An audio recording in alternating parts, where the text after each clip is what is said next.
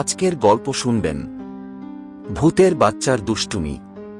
একটি ছোট্ট গ্রামে একসময় একটি পুরনো বাড়ি ছিল। লোকজন বলতো সেখানে ভূতের বাস, কিন্তু এই ভূতগুলো ছিল অদ্ভুত রকমের দুষ্টু। বাড়িতে থাকত ভূতের 3টি বাচ্চা, গুপি, বাপ্পি আর ঝুমকি। ওরা দিনে ঘুমাত আর রাতে গ্রামের মানুষের সঙ্গে মজা করত। একদিন গুপি ঠিক করল সে বাজারের সব ফল চুরি করে গ্রামে ভাগ করে দেবে।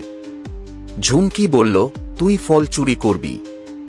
আমি তো দোকানের সাইনবোর্ড উল্টে দেই যাতে সবাই বিভ্রান্ত হয়।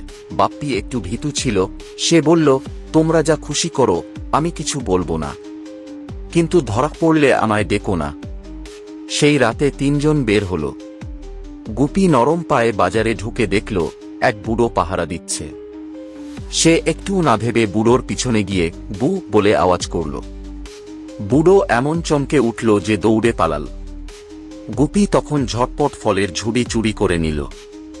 ঝুমকি মেনওয়াও দোকানের সাইনবোর্ডগুলো এমনভাবে ঘুরিয়ে দিল যে মিষ্টি দোকান হয়ে গেল ভূত দোকান। গ্রামের লোকজন ভয়ে দৌড়াদৌড়ি শুরু করল। সকালে গ্রামে হইচই পড়ে গেল। মানুষ বুঝল ভূতের বাচ্চারা আবার দুষ্টুমি করেছে। সবাই মিলে ঠিক করল ওদের একদিন ভালো করে শিক্ষা দেওয়া দরকার। পরের রাতে গ্রামবাসী প্ল্যান করে ভূতের বাচ্চাদের ফাঁদে ফেলল।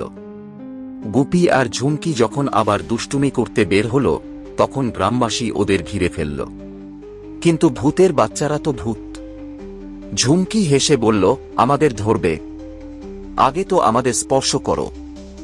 বাপ্পি দূরে দাঁড়িয়ে সব দেখছিল। সে চিৎকার করে বলল, আমাদের আর ভয় দেখিও না, চলো ভালো ভূত হয়ে সবাইকে সাহায্য করি। সেই থেকে 3 ভূতের বাচ্চা আর দুষ্টুমি না করে মানুষের উপকার করতে শুরু করল। গ্রামের মানুষও তখন থেকে তাদের বন্ধু হয়ে গেল। ধন্যবাদ সবাইকে আমাদের এত ভালোবাসার জন্য, পাশে থাকার জন্য। আপনারা কমেন্ট করে জানান কে কী ধরনের গল্প শুনতে চান। আমরা চেষ্টা করব আপনাদের ইচ্ছা পূরণ করতে। Time story official Facebook page ও ইউটিউব ফলো করুন। ধন্যবাদ সকলকে। আগামী বৃহস্পতিবার আবার কোনো নতুন গল্প নিয়ে হাজির হব আপনাদের সামনে।